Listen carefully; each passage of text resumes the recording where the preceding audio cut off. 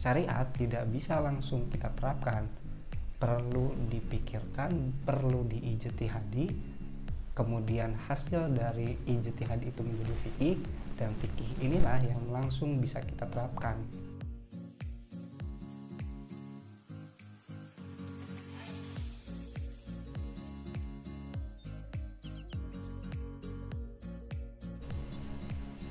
Selamat datang di channel Fikih Alia.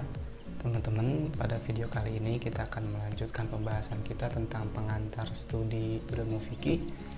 Dan dalam video kali ini kita akan membahas tentang perbedaan antara fikih dan syariah. Namun sebelumnya silakan teman-teman klik tombol subscribe di bawah untuk mendukung kami dalam memberikan tayangan yang lebih baik. Teman-teman, perbedaan antara fikih dan syariah ini perlu teman-teman pahami agar teman-teman tidak terjebak dalam melihat sebuah masalah, mana yang menjadi masalah fikih yang sifatnya relatif dan kebenarannya tidak mutlak, mana permasalahan yang bersifat syariah dan kebenarannya mutlak. Secara bahasa, syariah berarti sumber air untuk minum. Dan dalam perkembangannya, pengertian syariah secara bahasa lebih dekat pada pengertian syiratal mustaqim, jalan yang lurus, atau dalam arti agama yang benar.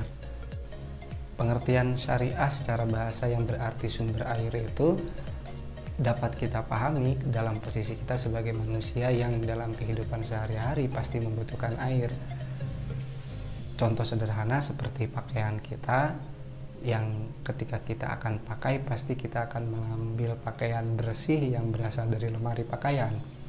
Kemudian pakaian itu kita gunakan untuk melakukan aktivitas sehari-hari, dan dalam melakukan aktivitas sehari-hari itu membuat pakaian yang kita gunakan menjadi kotor. Dan pakaian kotor itu tidak mungkin kita langsung masukkan kembali ke lemari pakaian yang bersih. Pakaian yang kita gunakan itu pasti akan mengalami proses penyucian menggunakan air. Begitupun jiwa kita atau ruh kita yang berasal dari Allah, kemudian kita gunakan dalam menjalani kehidupan di dunia, pasti ruh kita akan terpapar kotoran dalam menjalani kehidupan dunia. Dan ruh kita harus disucikan agar bisa kembali ke sisi Allah dengan menggunakan syariat. Sedangkan secara istilah, syariah itu berarti khitabullah al-muta'allaku bi af'alil mukallafin iqtidoan au takhiron au wad'an. Ketetapan Allah Subhanahu wa taala yang berhubungan dengan pekerjaan mukallaf, orang yang sudah dibebani hukum, mengenai perintah atau larangan untuk mengerjakan sesuatu, juga tentang kebolehan memilih antara melakukan atau tidak melakukan sesuatu, juga tentang sah dan batalnya suatu pekerjaan yang dilakukan oleh kita. Secara umum diturunkannya syariah oleh Allah Subhanahu wa taala bertujuan untuk mengatur kehidupan manusia di alam dunia untuk tunduk, taat dan patuh kepada Allah Subhanahu wa taala dalam bentuk ibadah.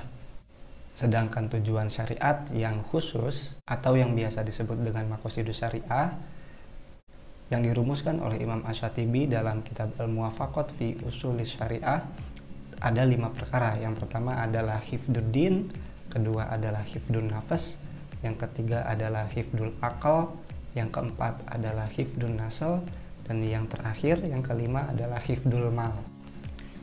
Tujuan syariat yang pertama adalah hifduddin. Hifduddin itu berarti menjaga agama. Kita ketahui bersama bahwa agama diturunkan oleh Allah untuk mengatur kehidupan manusia di alam dunia, dan dengan agama diharapkan manusia mampu untuk menjaga kelangsungan hidup di dunia serta mencapai kebahagiaan dunia. Juga diharapkan dengan agama manusia akan mencapai kebahagiaan di akhirat. Maka posisi agama menjadi sangat penting bagi manusia, dan untuk itulah syariat diturunkan untuk menjaga agama. Tujuan syariat yang kedua adalah hifdun nafas, menjaga jiwa. Islam adalah agama yang sangat menjunjung tinggi nyawa seseorang. Disebutkan dalam Al-Quran bahwa ketika ada seorang manusia membunuh orang manusia lainnya tanpa hak, maka seolah-olah dia telah membunuh seluruh manusia yang ada di muka bumi. Pun ketika ada seorang manusia yang menjaga nyawa seorang manusia, dia diibaratkan telah menjaga nyawa seluruh manusia yang ada di muka bumi. Dan karena pentingnya nyawa manusia ini, maka syariat diturunkan untuk menjaganya.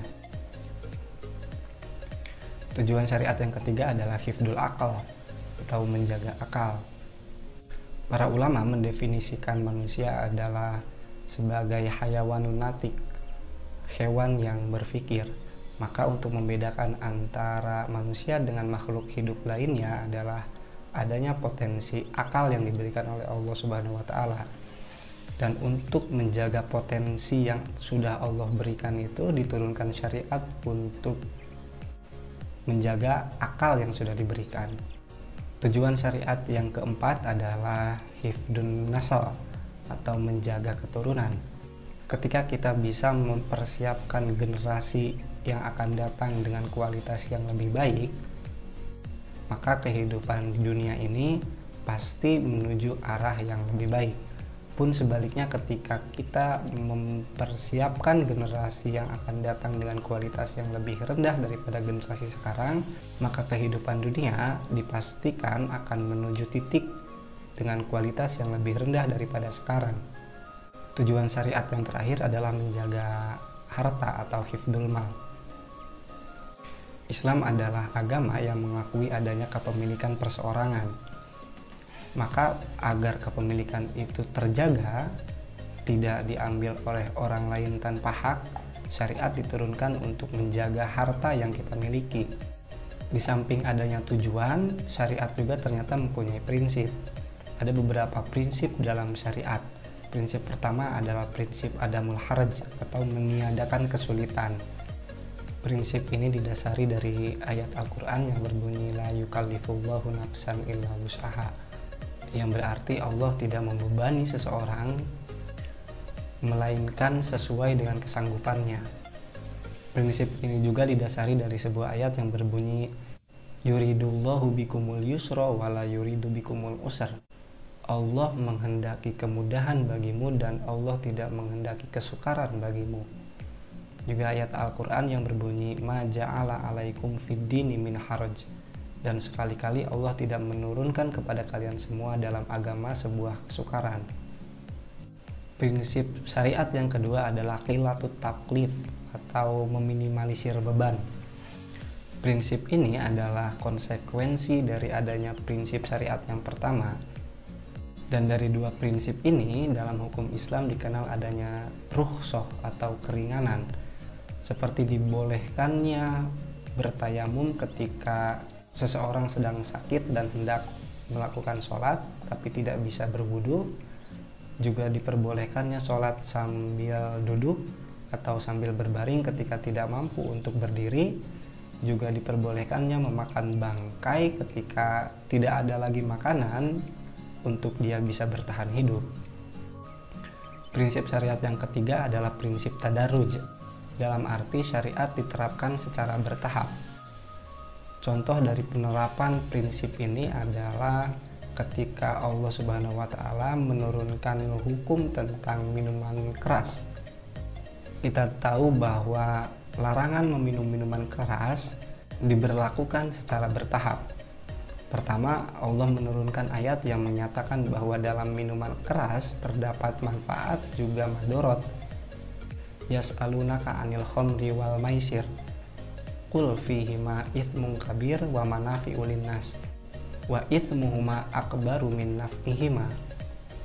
Dan madorotnya lebih besar daripada manfaatnya. Setelah itu kemudian turun ayat ya ayyuhalladzina amanu la taqrabus sholata wa antum sukara.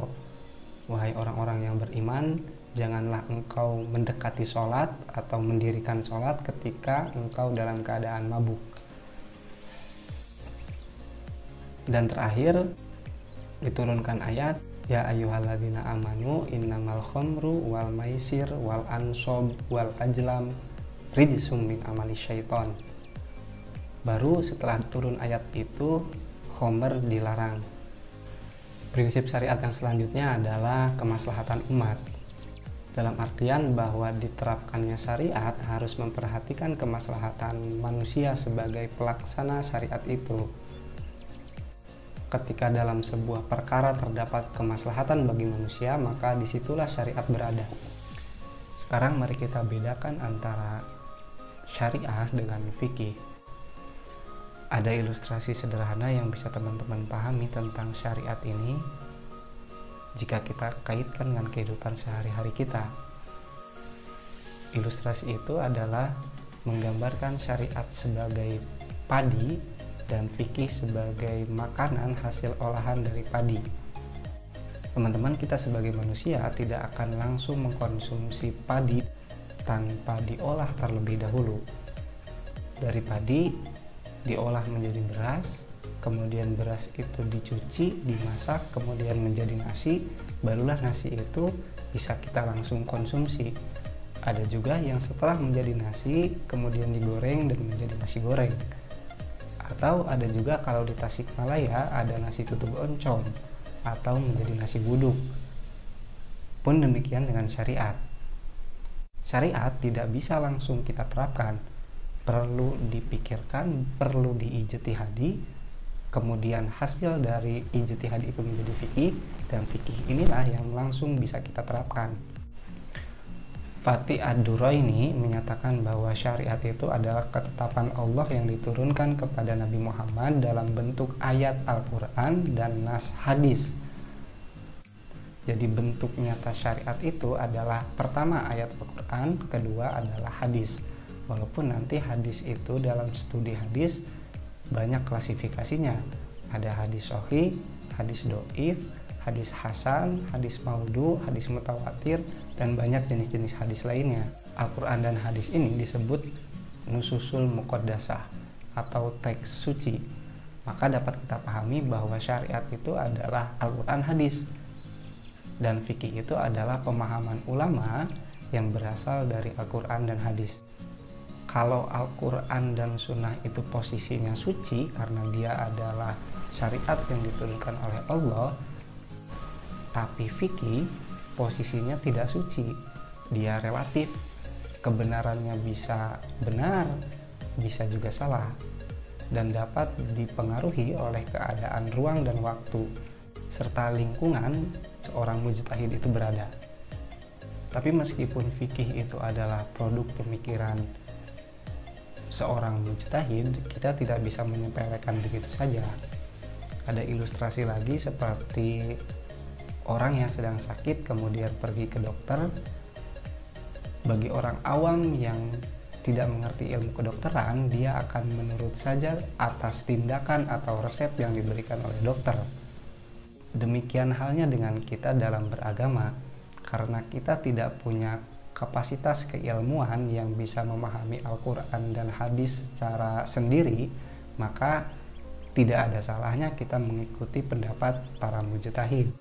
Lebih lanjut, Imam Fatih Duraini mengatakan bahwa syariat itu selamanya akan benar, tapi dalam level fikihnya dia bisa benar, bisa juga salah.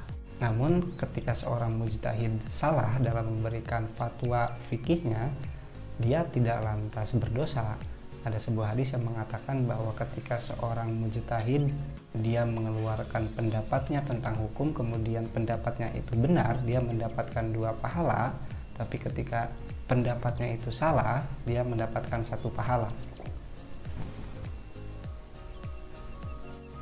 Contoh sederhana membedakan antara syariat dengan fikih seperti ayat tentang wudhu. Ya ayyuhalladzina amanu idza qumtum ila sholati faghsilu wujuhakum wa aydiyakum ilal marafiq wamsahu biru'usikum wa arjulakum ilal ka'bain.